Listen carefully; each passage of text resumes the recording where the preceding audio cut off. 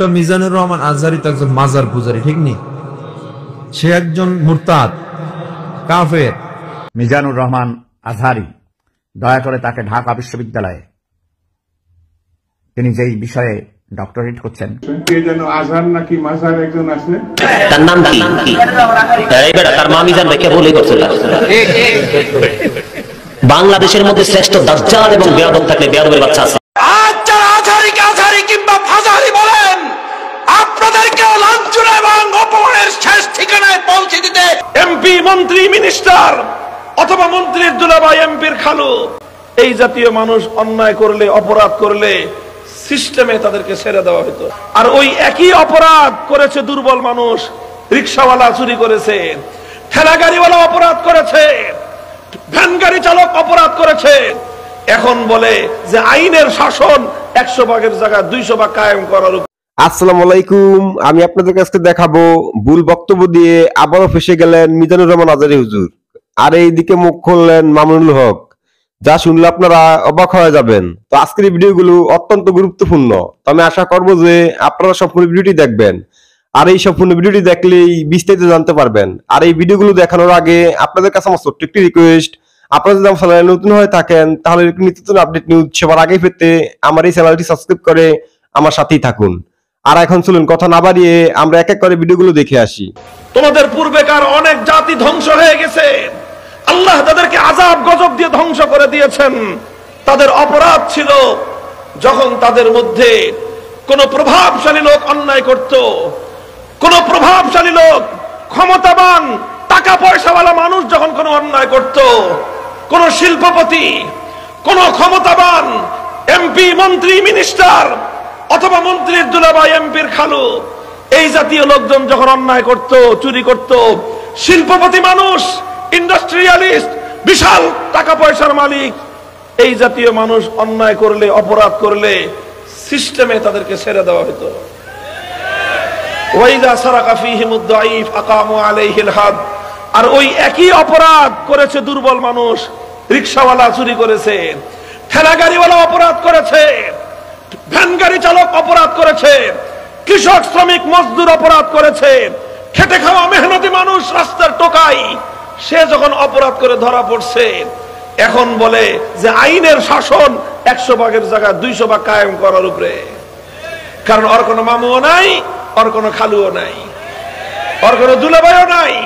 কাজী এখন ওর উপর দিয়ে যত পারস আইনের শাসন তোরা বাস্তবায়ন কর। আল্লাহর পয়গম্বর বলেন যে বড় লোকের জন্য এক বিচার, গরিবের জন্য আরেক বিচার, শিল্পপতির জন্য এক বিচার, দরিদ্রের জন্য আরেক বিচার, ক্ষমতাবানের জন্য এক বিচার, টোকাইয়ের জন্য আরেক বিচার।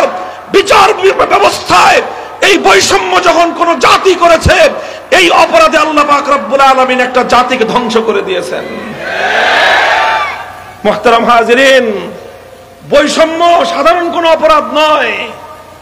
আমার দলের লোকজন করলে পার, বিরোধী দলের লোকজন করলে ঠেঙ্গায় রাস্তার উপরে পাঠিয়ে দিবেন।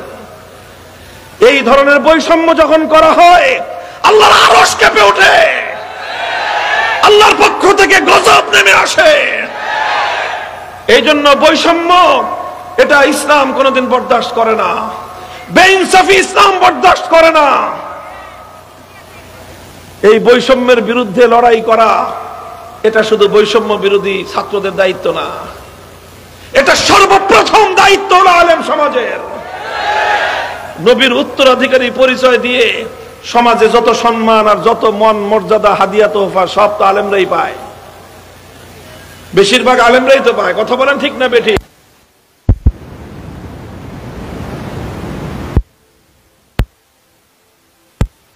নবীদেরকে পাঠিয়েছিলেন, তার অন্যতম উদ্দেশ্য হলো আল্লাহর জমিন থেকে সমস্ত বেইনসাফি, জুলুম আর বৈষম্যের কবর রচনা করা।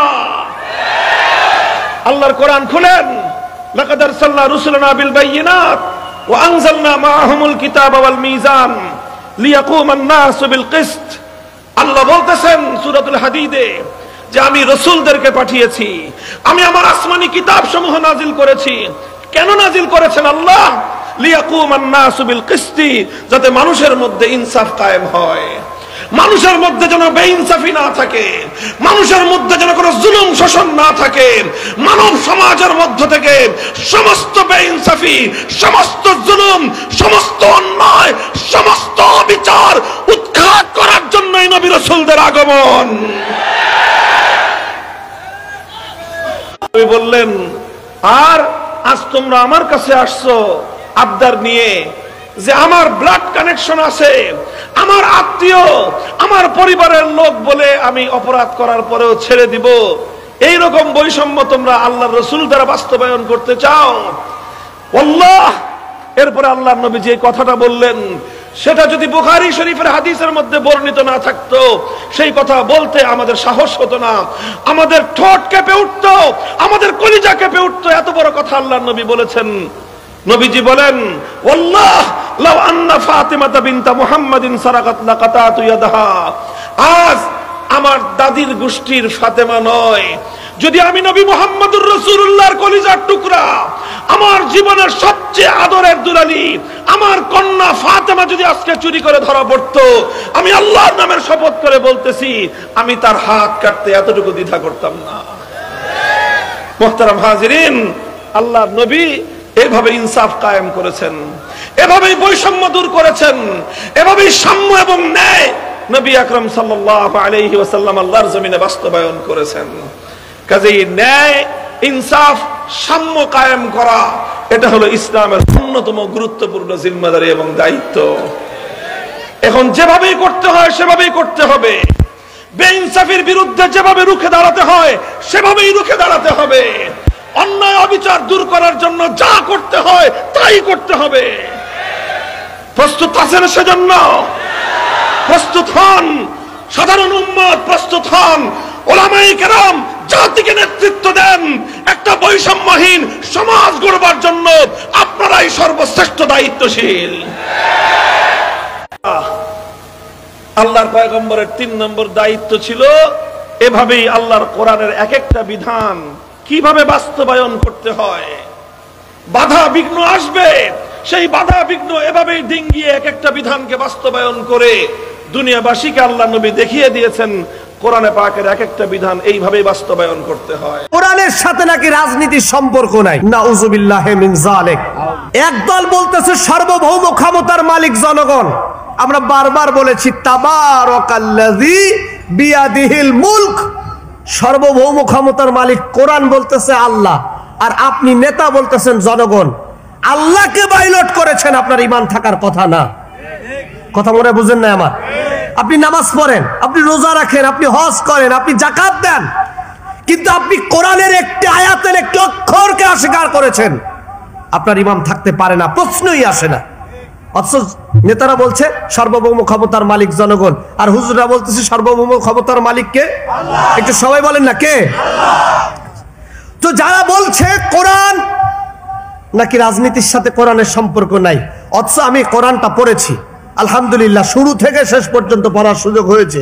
আমি কোরআন পড়ে দেখেছি, কোরআনের প্রতিটি অক্ষর, প্রতিটি সূরা, প্রতিটি আয়াত, গোটা কোরআনই আল্লাহ রাজনীতি দিয়ে সাজিয়েছেন। সুবহানাল্লাহ বলবেন না? আল্লাহ তাআলা বলেছেন আকিমুস সালাত ওয়া আতুজ যাকাত।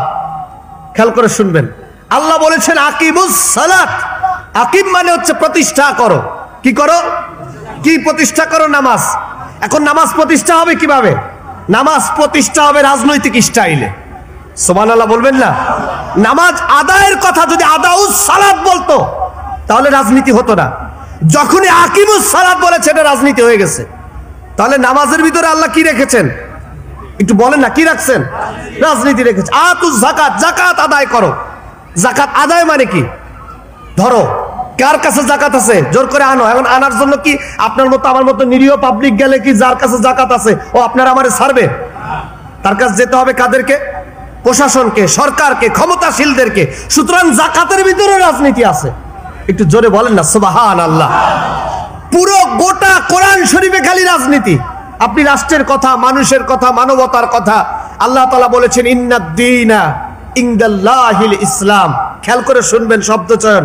নিশ্চয় আমার পক্ষ থেকে, আপনারা বলেন ধর্ম, আল্লাহ বলছেন না ধর্ম না, দিন, একটা জীবন ব্যবস্থা, কমপ্লিট কোড অফ লাইফ আমি তোমাদেরকে উপহার দিয়েছি।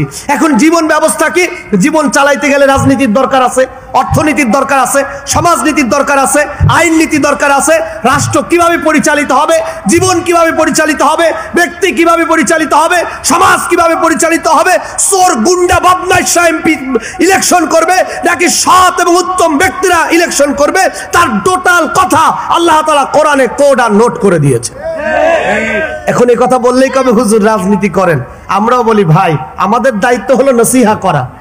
16 বছর ধরে নসিহত করছিলাম, খবরদার ফিরাউন থেকে শিক্ষা নেন। 16 বছর ধরে বলেছিলাম নমরুদ থেকে শিক্ষা নেন, নেয় নাই। কারণ আমরা হুজুরা কি মরে গেছি, পালায়ে গেছি, লুকাইছি?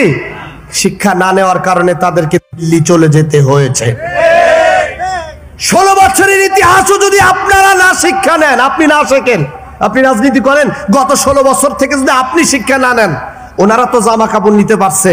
আমার ধারণা আজ হোক, 10 বছর পরে হোক, কিংবা 20 বছর পরে হোক, আপনারা জামা কাপড়ও সাথে নিতে পারবেন না। এটাই বাস্তবতা। সুতরাং কোরআনের সাথে সংঘর্ষ হয় এমন কোন আচরণ যদি কোনো বেয়াদব, কোনো কুলাঙ্গার করে, স্পষ্ট ভাষায় তার তহিন কণ্ঠে বলতে চাই, সে যত বড় নেতা হোক আর নেতৃত্বের স্থানীয় হোক না কেন, আমার কোরআন, আমার আল্লাহকে নিয়ে কথা বললে পায়ের তলায় ঠেলে জিহ্বাটা টেনে ছিঁড়ে ফেলে দেব। আমার আল্লাহর কোরআনের ব্যাপারে কোনো স্যাক্রিফাইস নাই। আপনি আমাকে বলেন আলহামদুলিল্লাহ, কতবার মারবেন, কতবার জেলে পাঠাবেন, কতবার মামলা দিবেন, আমলা দিবেন, আমি I am ready, I am alert, but only on condition, আমার কোরআন নিয়ে কথা বলতে দেব না। কোন সুযোগ আপনাকে কোরআন নিয়ে কথা বলতে দেব, এ ব্যাপারে আমরা সবাই একমত তো? আল্লাহ কবুল করুক, বলেন আমিন। সুতরাং নেতৃত্বে স্থানীয় যারা আছেন, আমার রিকোয়েস্ট থাকবে আপনারা কোরআনের সাথে রাজনীতিকে মিলান। যদি মিলান, আমরাও তো চাই, আমি একবারও বলি না, বিশ্বাস করেন, যারা ইসলামী দল করে, যে চরমনাই করে, জামাত ইসলাম করে, হেফাজত ইসলাম করে, আমি কিন্তু কোনোদিন বলি না যে আপনারা এদেরকে ভোট দেন। আমার কথা হচ্ছে, যে দলই যা, আমাদের দাবি শুধু কোরআন দিয়ে দেশটা চালান। হিসাব ক্লিয়ার? কথা মনে হয় বুঝাইতে পারিনি। 53 বছর বাংলাদেশ চলছে, আপনারাই বলেন, এখানে আপনারা যারা আছে, আচ্ছা বলেন, 53 বছর কি বাংলাদেশ স্বাধীনতার স্বাদ উপভোগ করতে পারছে? যেই দল ক্ষমতায় আসছে, বিরোধী দলরে পিটাইয়া সাইজ করছে। যেই দল ক্ষমতা আসছে, নিরীহ মানুষের উপরে শোষণ করেছে। যেই দল ক্ষমতা এসেছে, স্বাভাবিক মানুষগুলো সাধারণভাবে জীবন যাপন করতে পারে নাই। যেই দল ক্ষমতা এসেছে, চট্টগ্রামের সীতাকুণ্ডের প্রত্যেকটা মার্কেটে চাঁদাবাজি হয়েছে, পরিবর্তন হয় নাই, ধর্ষণ বন্ধ হয় নাই, লুটতরাজ বন্ধ হয় নাই, ছিনতাই বন্ধ হয় নাই। প্রত্যেকটা স্টেপলি প্রতিটা দল সেম জায়গায় দাঁড়িয়ে আছে। তার মানে গণতন্ত্র, সমাজতন্ত্র, আইনতন্ত্র, মানবতন্ত্র দিয়া দেশের পরিবর্তন হবে না। দেশের পরিবর্তনের জন্য কোরআনতন্ত্র লাগবে। এটা হলো সোজা হিসাব। এটা যদি না বুঝেন, ওই যে 16 বছর ধরে 41-এর মিশন করছিল, মাইল খেয়ে গেছে। আবার যদি কেউ নতুন করে কোরআন নিয়ে পরিকল্পনা করে, সেও 41 সালের মিশনের পরিকল্পনা করবেন, 50 সালে মাইল খাবেন। আল্লাহ আমাদেরকে হেফাজত করুক, বলেন আমিন। আরো জোরে বলেন আমিন। কষ্ট পেয়েছেন? এর ভিতরে দেখবেন কিছু আল্লাহর ওলি রাজনীতির গন্ধ খুঁজে পাবে, আল্লাহ তাদেরকে হেদায়েত দান করুক, বলেন আমিন। আল্লাহ জানে যে বান্দা যে কোনো সময় বিপদে পড়তে পারে, যে কোনো সময়। যতগুলো বিপদ আছে, আল্লাহ নিজে একটা সিস্টেম দিয়ে দিছে। কি বিপদ? যে ভাই মন খুব খারাপ, খুব টেনশন, কিছু ভালো লাগে না, বুক ধরপর করতেছে, খাওয়ার রুচি নাই, ঘুম আসে না, এই যে যত সমস্যা, কাউকে ডেকে কথা বলতে পারছি না, কিছু নাই। আলহামদুলিল্লাহ, আল্লাহর কাছে শুকরিয়া আদায় করে সাথে সাথে হচ্ছে বুক ভরে শ্বাস নিব, শ্বাস ছাড়তে থাকবো, বুক ভরে শ্বাস নিব, শ্বাস ছাড়তে থাকবো। বিলিভ মি, যখন এই কাজটা করব, শরীরের প্রত্যেকটা কোষ ঠিকভাবে অক্সিজেন পাবে। এবং তার চেয়ে অসাধারণ, আমাদের ফ্রেনিক নার্ভ বলে একটা নার্ভ আছে, সেই নার্ভটা শান্ত হয়। এবং নার্ভের একটা অসাধারণ বৈশিষ্ট্য, একটা নার্ভ যদি শান্ত হয়, সে তার পাশেরটাকে, ওইটা তার পাশেরটাকে, ওইটা তার পাশেরটাকে, এরকম করে লক্ষ লক্ষ কোটি কোটি নার্ভ মুহূর্তের মধ্যে শান্ত হয়ে যাবে। বুক ধরপর কমে গেল, খাওয়ার রুচি চলে আসলো, ভয় কেটে গেল, রাতের ঘুম ঠিক হইলো। আল্লাহর কাছে এসে বড় শুকরিয়া আর কি আছে? যার টাকা পয়সা সব আছে, ঘুম নাই, ওকে জিজ্ঞেস করো ভাই কি চাও, কবে আমি খালি ঘুম চাই, আমার টাকা পয়সা সব ধরে যাও। কিন্তু আমরা এটা দাম দেই না কেন? কারণ ফ্রি পাইছি। আল্লাহ সবচেয়ে দামি জিনিসগুলো আমাদের ফ্রি দিয়ে দিয়েছে। জাস্ট কাজটা কি? কাজটা হচ্ছে ওইটাকে সায়েন্টিফিক্যালি আমাদের ব্যবহার করতে হবে। সকালে ঘুম থেকে উঠে শুকরিয়া আদায় করলাম, তারপরে কি করলাম? খুব সহজ কাজ, বুক ভরে শ্বাস নিলাম, ছাড়লাম। তারপরে দাঁত ব্রাশ করি না? আচ্ছা, বেশিরভাগ আমরা দাঁত ব্রাশ করি কোন হাত দিয়া? এই কথা বলি না কেন? কোন হাত? ডান হাত। ব্রেইনের ডানের সাথে ব্রেইনের বাম সাইডের একটা কানেকশন আছে, বামের সাথে ডানের, এই দুইটাই যদি স্ট্রং হয় খুব ভালো হয়। যে ভাই এটা আবার কি, ওই যে মেসি যেমন বাঁ পা দিয়ে খুব ভালো খেলে, ক্রিস্টিয়ানো রোনালদো ডান পা দিয়ে না, আমাদের ব্রেইনের দুইটা সাইডে যদি স্ট্রং হয় খুব ভালো হবে। বুদ্ধিটা কি? বুদ্ধিটা হচ্ছে আমরা যখন এই মাথা আশ্রাই ডান হাত দিয়া, দাঁত ব্রাশ করি ডান হাত দিয়ে, এখন থেকে সকালবেলা যখন দাঁত ব্রাশ করবো, কালকে থেকে শুরু করা লাগবে। আজকে আমি সকালে আসার সময় এটা করছি, প্র্যাকটিস, ব্রেনটা অ্যাক্টিভ হয়ে যায়। কিরকম? বাম হাত দিয়ে দাঁত ব্রাশ করবো, বাহ কত সুন্দর। মাথায় যখন চুলটা আশ্রাবো বাম হাত দিয়ে। আমি যখন প্রথম বিছানা থেকে নামার সময় যখন পা ফেলবো, খেয়াল করতে হবে আমি ডান পা ফেললাম না বাম পা। যে ভাই এগুলো কি কোন? হ্যাঁ, ব্রেইনের অ্যাক্টিভিটি বাড়তে থাকবে। ছোট্ট ছোট্ট কাজ, রকেট সায়েন্স না, কিন্তু লাইফ চেঞ্জ করে দিবে ইনশাআল্লাহ। এবং আব্বা আম্মার সাথে দেখা সাক্ষাৎ, যারা একই জায়গায় থাকি, আব্বা আম্মার সাথে হচ্ছে সালাম দিব। এবং সবচেয়ে মজার ব্যাপার, আমি সবসময় বলি কি, আল্লাহ যা কিছু আমাদের জন্য ফরজ করছে, যা কিছু, প্রত্যেকটা হচ্ছে আমাদের নিজেদের লাভ। কিরকম? আমি মায়ের সাথে বাবার সাথে একটু হাসি মুখে কথা বললাম, অক্সিটোসিন ক্ষরণ হইল। অক্সিটোসিন হচ্ছে আমাদের রক্তের যে নালীগুলো আছে না, কাপড় ময়লা হইলে যেমন সার্ফ এক্সেল আর সাবান দিয়ে ধোয়, অক্সিটোসিন হচ্ছে রক্তের নালীগুলোকে এরকম পরিষ্কার করে দেয়। এবং তখন হয় কি, রক্ত ঠিকভাবে প্রবাহিত হয়, ব্রেন চাঙ্গা, হার্ট চাঙ্গা, মন খুশি, যা খুশি অসাধারণ কিছু করব। বাপ মাও খুশি, আমরাও খুশি। আমরা অনেক সময় জানি যে মায়ের দিকে বাবার দিকে আন্তরিকতার সাথে তাকাইলে হজের সমান সওয়াব। আল্লাহ এত সুযোগ কেন দিছে? দিছে এই কারণে যাতে আমরা ভালো থাকি। অন্যকে যদি আমি হেল্প করি, আল্লাহ খুশি হয়। অন্যকে হেল্প করলে ওই সময় অক্সিটোসিন ক্ষরণ হয়, হার্ট ভালো থাকে। একজনকে হাসি মুখে কথা বললাম, এন্ডরফিন ক্ষরণ হইলো। এন্ডরফিন ক্ষরণ হলে কি হয়? ব্রেইনের মধ্যে BDNF, brain derived neurotrophic factor, এটা উৎপন্ন হয়, মনটা চাঙ্গা হয়ে যায়। কি অসাধারণ! তার মানে ইসলাম যা কিছু ফরজ করছে প্রত্যেকটাই আমাদের শক্তিকে বাড়ায় দেয়, এনার্জি বাড়ায়, ব্রেইনের ক্যাপাসিটি বাড়ায়। আর যেগুলো নিষেধ করছে প্রত্যেকটাই আমাদের শক্তি কমায় দেয়, ধ্বংস করে। এখন থেকে ইসলাম মানবো, আল্লাহ তো খুশি হবেই, তার সাথে মানলে আমার উপকার হবে। আল্লাহ বলছে তুমি যদি আমার ইবাদত করো আমার কিছু নাই, তোমার লাভ। তুমি যদি আল্লাহকে অস্বীকার করো তাতে আমার কিছু নেই, তোমার ক্ষতি। তার মানে যা কিছু ভালো, যা কিছু খারাপ, এগুলো আল্লাহ আমার ভালোর জন্য ফরজ করছে করাটা, যেটা খারাপ সেটাকে আমাকে জন্য নিষিদ্ধ করছে। কই কই ভাই ইমাম সাহেব, আপনি কোন পাড়ার? একটু দাঁড়ান, কষ্ট করে একটু দাঁড়ান। কোন গ্রামের ইমাম আপনি? হ্যাঁ, মনোহরপুর। আপনার বেতন কত ভাই? 5,500। ঢাকা শহরের কাজের বুয়াদের বেতনও 5-6 টাকা নাই অনেক বাসা। এই মনোহরপুরের মসজিদ কমিটির কেউ আছেন? মুসল্লি কেউ আছেন কিনা? অন্তত যারা আছেন হাত তোলেন তো। মুসল্লি কারা? কেউ হাত তুলবে না। কমিটির একজন পাওয়া গেছে মুসল্লি। আচ্ছা থাক। আর ইমাম সাহেব কে আছেন বলেন? আপনি ইমাম ভাই, আপনার বেতন কত? হ্যাঁ, মসজিদ থেকে বেতন কত বলতেছি? মসজিদ মাদ্রাসা দুই ডিউটি বেতন 11.5। তার মানে আমরা যদি 5.5 ধরি তাহলে 5.5 মসজিদ থেকে বলা যায়। 5 ওয়াক্ত নামাজ পড়ান, ইমামতি করেন, 5 ওয়াক্ত নামাজ পড়ান, 5,500 জুমা সহ। আমাদের মসজিদের ইমাম সাহেবদের, মুয়াজ্জিন সাহেবদের সম্মানে আমরা দিতে চাই না, মাহফিল করে বক্তার জন্য মোটা অঙ্কের হাদিয়া রেডি রাখি। আপনার কোন এলাকা? এই গ্রামের নাম বলেন? ডুলিপাড়া। কই মাহফিলের আয়োজক কারা? সামনে আসেন না, সামনে আসেন। কই পোস্টার? কই নাম বলার আগে সামনে আসেন। নামই নাই, চালাকেরা। আচ্ছা, আর ইমাম সাহেব আছেন আর 1-2 জন? কই ভাই কোন এলাকার? পাশের এলাকার। বেতন কত? হ্যাঁ 8,000। কোন এলাকার? নোয়াগ্রাম। নোয়াগ্রামেরও ভাইরা নিশ্চয় আছেন। আমি আপনাদের শরম দিতে চাই না, আপনাদের কারো হাতও তুলতে চাই না। ইমাম সাহেবদের জবানবন্দি নিলাম, ধন্যবাদ। আর কোন ইমাম সাহেব আছেন? মুরব্বী দাঁড়ান একটু। ইমাম সাহেব দাঁড়ান কষ্ট করে। কোন এলাকার ভাই? জি, এতজন বললে কেমনে বুঝবো? খুন্দারপাড়া, খুন্দারগড়া। ওকে, আপনার পাশের গ্রাম। আপনার বেতন কত ভাই? 6,000। বসেন ভাই রে। প্রশ্ন প্রসঙ্গে চলে আসলো, এতজন ইমামের জবানবন্দি আমরা নিলাম। হয়তো খুঁজলে আরো 10-20 জন ইমাম পাওয়া যাবে। অনেকে হয়তো চক্ষু লজ্জায় হাতটা উঠাচ্ছেন না, বলছেন না। ভাইরা আমার, এটা আমাদের জন্য, বাংলাদেশের মানুষের জন্য লজ্জা। অনেক বড় লজ্জার বিষয়। পৃথিবীর অন্য যে কোনো দেশের সাথে আপনি যদি তুলনা করেন, শুধু সৌদি আরবের কথা যদি বলি, আমি 10 বছর সৌদি আরবে ছিলাম। আমাদের শেখ সাইফুল্লাহ মামুন ভাই দীর্ঘদিন সৌদি আরবে ছিলেন। সৌদি আরবের সকল মসজিদের ইমাম সাহেবরা ইমামতি করে যেই সম্মানে পান, সেটা এভারেজে 5 থেকে 7,000 সৌদি রিয়াল। পাশাপাশি বাসা, বিশাল বড় বাংলো, সাধারণ বাসা না, বিরাট এরিয়া নিয়ে বাংলো। এইটা হলো তাদের এক্সট্রা ডিউটি, এক্সট্রা ইনকাম প্রত্যেক ইমাম সাহেবের। এমনকি মক্কার মসজিদে হারামের ইমাম এবং মুয়াজ্জিন, মসজিদে নববীর ইমাম এবং মুয়াজ্জিন, সবাইরই এই পেশার বাইরে তাদের আরেকটা মূল পেশা আছে। যারা খুব বেশি শিক্ষিত তারা বিশ্ববিদ্যালয় শিক্ষক। যেমন মসজিদে হারাম মক্কার যদি বলেন একজন একজন করে সমস্ত ইমামদের কথা বলা যাবে প্রায় যে সবাই প্রায় কোনো না কোনো হয় আদালতে বিচারপতি, আর না হলে কোন বিশ্ববিদ্যালয়ের প্রফেসর। এটা মসজিদে হারাম শরীফের ইমামদের কথা বলতেছি, সব পিএইচডি হোল্ডার, বড় বড় আলেম, হয় জাজ, জাস্টিস অথবা বিশ্ববিদ্যালয় শিক্ষক।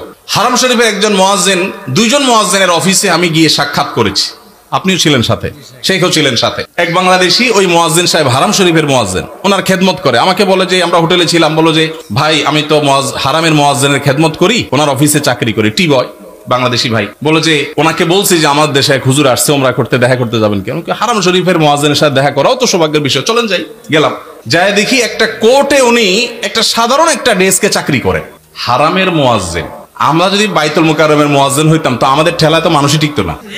আবার চাকরি করা হারামের মুয়াজ্জিন, যে বেতন, যে প্রটোকল, যে সম্মান, আবার চাকরি করা লাগে, কিন্তু করতেন। পাড়া মহল্লার যে সমস্ত মসজিদের ইমামরা, মুয়াজ্জিনরা, তারা সবাই হয় পুলিশে চাকরি করে, আর না হলে কোনো স্কুলে তারা শিক্ষকতা করেন। বেশিরভাগ এই 2 ক্যাটাগরিতেই থাকেন। আমি সৌদিতে যে বাসায় ছিলাম, আমার বাসার পাশের মসজিদ, যে মসজিদে 5 ওয়াক্ত নামাজ আমি জামাতে পড়ার সুযোগ পেতাম, সেই মসজিদের ইমাম সাহেব তিনি বিরাট বড় শিল্পপতি, অনেক ব্যবসা প্রতিষ্ঠান, তার অনেকগুলো বড় বড় chains of super market, Dahiya super market নাম, বিরাট নাম করা দাম্মাম। ভাইরে, ইমাম সাহেবদের অন্য বড় বড় চাকরি এবং ব্যবসা থাকার পরও মসজিদ থেকে তাদেরকে বাংলো এবং বিরাট বড় সম্মানে দেয়া হয় সৌদি আরবে। আপনি বলবেন সৌদি আরব মানুষের বেতন অনেক বেশি, বেতন অনেক বেশি এই জন্য বাড়ি অনেক বড়টা দেয়, বেতন অনেক বেশি এই জন্য টাকা, বাংলাদেশি টাকায় 1.5 লাখ 2 লাখ দেয়, এটা হলো সেকেন্ড ইনকাম, তার ফার্স্ট ইনকাম আরেকটা আছে। তাই বলে আপনি 5-6 হাজার টাকা দিবেন? ঢাকা শহরের কাজের বুয়াদের বেতনও 5-6 হাজার টাকা নাই অনেক বাসায়। ঢাকা শহরের কাজের বুয়ারাও মাসে 10,000 15,000 টাকা কামাই করে। ঢাকা শহরে কোন দারোয়ানের বেতন 5,000 6,000 টাকা নাই, কোন পিয়নের বেতন 10,000 টাকার নিচে নাই। সেখানে কুমিল্লা শহরের কাছে, এটা সদর থানা এবং শহরের কাছে, এই জায়গায় 5-7 হাজার টাকা আজকালকার বাজারে চাউলের টাকা জোগাড় করা অত কঠিন হয়ে যায়। এই ইমাম সাহেব আবার যখন কোন একটা কাজ করতে যাবেন ইমামতির পাশাপাশি, বলবে হুজুর আমাদের দুনিয়াদার হয়ে গেছে, হুজুরদের দুনিয়ার লোভে ধরছে। এক বেটা তার মসজিদের মুসল্লিরা ইমাম সাহেবকে এরকম খোঁচাইতো, বেতন দেওয়ার নাম নাই, ইমাম সাহেব আর কিছু করলে ডিস্টার্ব করতো। ওই মসজিদে একজন ভালো মানুষ ছিল, উনি বললেন হুজুর আপনাকে আমি ওই যে মুসিরা যে জুতা পলিশ টলিশ করে ওরকম একটা বাক্স কিনে দিব, সাথে রং টং যা লাগে, ডাস্টার, ব্রাশ, এগুলো সব দিয়ে দিব। আপনি ইমামতি করে মসজিদে নামাজ পড়ানো শেষ হলে মসজিদের বাহিরে এসে ওইটা নিয়ে বসে যাবেন এবং মুসল্লিদেরকে বলবেন ভাই আপনাদের জুতাগুলো দেন, যার যার পলিশ করা লাগে আমি করবো, আপনারা আমার টাকা দিয়েন। ইমাম সাহেব চোখ বড় বড় হয়ে গেছে, কি বলে রে বেটা? বলে ভাই আপনি এই কাজটা যদি করেন, মুসল্লিরা বাইর হয়ে যেটা সিসি করবে, আরে হুজুর এটা কি করছেন? তো ওইটাকে বলেন যে ভাই এই জুতা যদি আমার কাছে দিতে আপনার লজ্জা বোধ হয়, আপনার কাছে যদি অপমান বোধ হয়, তাহলে জুতা আমার কাছে নিয়ে আপনার নিজের গালে নিজে মারা উচিত। আমি বলছি না যে আক্ষরিক অর্থে ইমাম সাহেবকে ওইটা মারতে তিনি বলেছেন, অনেক আগে ঘটনা কোথাও শুনেছি, সত্য হতে পারে, রূপক হতে পারে, কিন্তু এই গল্প আমাদের শিক্ষা দেয়। আমাদের মসজিদের ইমাম সাহেবদের, মুয়াজ্জিন সাহেবদের সম্মানে আমরা দিতে চাই না, মাহফিল করে বক্তার জন্য মোটা অঙ্কের হাদিয়া রেডি রাখি। আপনারা বলবেন হুজুর আপনিও তো মোটা অঙ্কে নিয়েই যাবেন, ওয়াজ তো করতেছেন। ভাই আমাকে মোটা দেখ, চিকন দেখ, না দেখ, এটা নিয়ে আমার মাথা ব্যথা নেই আলহামদুলিল্লাহ, এবং আল্লাহর মেহেরবানিতে এটা আমার কোনো প্রত্যাশাও নাই আল্লাহর ফজলে। কিন্তু মাহফিল আয়োজকদেরকে বলতে চাই, যারা মাহফিল আয়োজন করেন, লক্ষ লক্ষ টাকা যদি মাহফিল পিছনে খরচ করতে পারেন, ইমাম সাহেবদের বেতন কেন 15,000 20,000 টাকা হতে পারে না? এই দেশে বিভিন্ন শ্রেণী পেশার মানুষদের বেতনের সর্বনিম্ন স্কেল বা একটা স্কেল ঠিক করে দেওয়া হয়। আমি দাবি করতে চাই আমাদের রাষ্ট্রের উচিত রাষ্ট্র নিজে ইমাম সাহেবদেরকে মূল্যায়ন করতে না পারলেও মিনিমাম যেন তাদের একটা সমাজে সম্মানজনক ভাবে চলতে পারে সেজন্য তাদের একটা সম্মানজনক বেতনের স্কেল ঘোষণা করা হোক। আর সমাজের যারা বিবেকবান মানুষ আল্লাহর হস্তে তারা ইমাম সাহেবদের সম্মান দেওয়া মর্যাদা দেওয়া শিখবো তো ইনশাআল্লাহ। আপনার এলাকায় মানুষ যারা আছেন প্রশ্ন প্রসঙ্গে হয়তো আপনাদের ইমাম সাহেবদের বেতনগুলো আমরা জানতে পারলাম, আপনারা মনে কষ্ট নেবেন না। আপনাদেরকে ছোট করা আমার উদ্দেশ্য না, আমার উদ্দেশ্য হলো আমাদের বিবেকগুলোকে জাগ্রত করা। কোন মসজিদ কমিটির লোকজন যদি এখানে থাকেন তাহলে আমি আপনাদেরকে বলবো, এমনকি মুসল্লি ভাইরা যারা আছেন তাদেরকে বলবো মসজিদে গিয়ে এটা নিয়ে দাবি তুলবেন, ইমাম সাহেবের সম্মানজনক বেতন নিশ্চিত করতে হবে ইনশাআল্লাহ। কোন মুসলমান সমাজে এটা হতে পারে না। সৌদি আরবের কথা আমি বলেছি, সৌদি আরবেরটা আমি কাছে থেকে দেখেছি, এই জন্য আমার মনে হয় না পৃথিবীর অন্য কোন মুসলমান সমাজে মানুষের গড়ে একজন রিক্সাওয়ালাও 10,000-এর বেশি ইনকাম করে, সেই সমাজে ইমাম সাহেবের বেতন 4,000-5,000, এটা কোনোদিন গ্রহণযোগ্য হতে পারে না। আপনাদের এই ঢুলিপাড়ায় কুমিল্লা আপনারা যদি সারাদিনে আর কোনো কাজ না একটা কাজই শুধু করবে এরকম একজন অশিক্ষিত শিক্ষা বঞ্চিত মানুষকেও নিয়োগ দেন, তারপরও তো 4-5,000 টাকা পাবেন না, কিভাবে একজন ইমামকে আপনারা 5,000 টাকা বেতন দেন? কোন মসজিদের দায়িত্বশীল ভাইরা আছেন যে আপনারা তওবা করবেন যে ইমাম সাহেবের বেতন 10-এর উপরে উঠাবেন? কেউ আছেন? থাকলে পার্টিকুলার কেউ থাকলে বলেন, কেউ আছেন? সভাপতি সাহেব সেক্রেটারি সাহেব যদি থাকেন যে আলোচনা করবেন, অন্তত এ ওয়াদা করবেন। আপনি কোন মসজিদের নাম বলেন? নোয়াগ্রাম। এখন বর্তমান বেতন কত ইমাম সাহেবের উঠছেন যেহেতু জিজ্ঞেস করি? 7,000। এখন নিয়ত করছেন কত দিবেন? 25 সাল থেকে, 25 সাল মানে এখন তো 25 শুরু হয়ে গেছে, 10-এর প্রস্তাবনা আছে। মাশাআল্লাহ মাশাআল্লাহ। ভাইয়ের মসজিদ কোন এলাকা? নোয়াগ্রাম চৌধুরী বাড়ি। আপনি কি কমিটির? ভাই কমিটির সেক্রেটারি। ওনার মসজিদের ইমাম সাহেবকে ওনারা এই মাস থেকে 10,000 টাকা দেওয়ার নিয়ত করেছে। আলহামদুলিল্লাহ। আমরা বলবো 10,000 নয়, যেহেতু এখন একবার বাড়াইছেন ভালো কথা, 6 মাস পরে বা 1 বছরের মাথায় 15,000 টাকা করবেন ইনশাআল্লাহ। যখন ওরা সেটারও নিয়ত করবেন। নোয়াগ্রামের ভাইরা আপনারা দেখে শুনে রাখেন, কিন্তু রাগ করেন নাই তো আবার? জাযাকাল্লাহ খাইর। আর কোন কমিটির ভাইরা আছেন যে নিয়ত করবেন, নিয়ত চেঞ্জ করবেন? বলেন দেখি, বলেন। আজকে ভিন্ন কালেকশন হোক, বউ কালেকশনই তো করলাম। ভাই কোন মসজিদের বলেন? মাশাআল্লাহ 10,000 রানিং দিচ্ছেন, একটা ভালো উদাহরণ পাওয়া গেল। মাশাআল্লাহ মাশাআল্লাহ, ভালো উদাহরণ আছে। কোন এলাকার? আলমপুর। কিন্তু 10,000 টাকা তো যথেষ্ট না ভাই। কবে নাগাদ আনুমানিক একটা আইডিয়া দেন না, আইডিয়া দেন না। আলাপ করেই তো দিবেন, আপনি তো একা দিবেন না। অন্তত প্রস্তাবনা দিয়ে, যে মাহফিল থেকে হুজুররা প্রস্তাবনা দিছে, অন্তত 15,000-এর ভিতরে রাখেন, 12 থেকে 15 ভিতরে ইনশাআল্লাহ। কবে নাগাদ? আলোচনা সাপেক্ষে। ঠিক আছে। আপনি মসজিদ কমিটির কি? সেক্রেটারি সাহেব। মাশাআল্লাহ, আল্লাহ সেক্রেটারি সাহেবকে তৌফিক দান করুন, বলুন আমিন। একটা ভালো দৃষ্টান্ত। ভাইরা 10,000 দিচ্ছেন মাশাআল্লাহ, কিন্তু 10,000 যথেষ্ট না ভাই, 10,000 যথেষ্ট হতে পারে না। আল্লাহ তাআলা আমাদেরকে উলামায়ে কেরামের মসজিদের ইমাম সাহেবদের মূল্যায়ন করার তৌফিক নসিব করুন। আমি ভাই একাধিক মাহফিলে এমন ঘটেছে যে মসজিদে গিয়ে ইমাম সাহেবদের বেতন কম, এটা ব্যক্তিগত আলোচনা জানতে পেরেছি।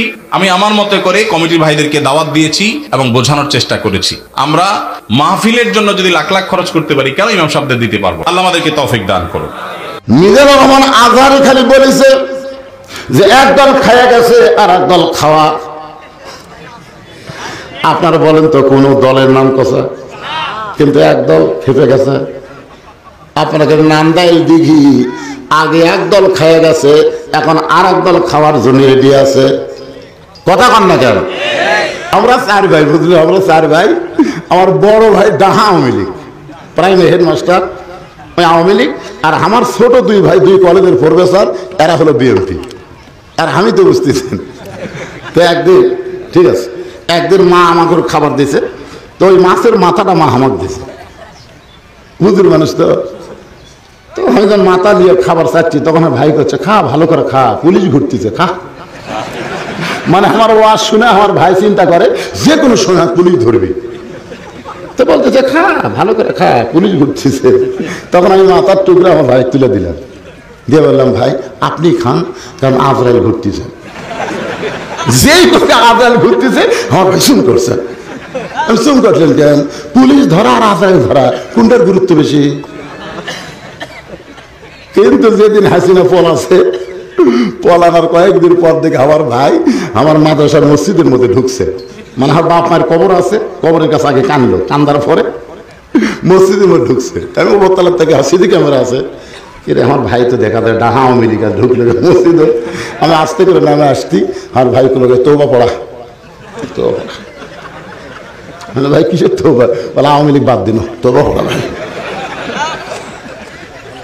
আমি আমার বাপ মার সামনে কবরের সামনে আমার ভাইয়ের তৌবা পড়ালাম, পড়ে বললাম ভাই তৌবা তো করে আওয়ামী লীগ বাদ দিলেন, কিন্তু যোগ দিবেন কার?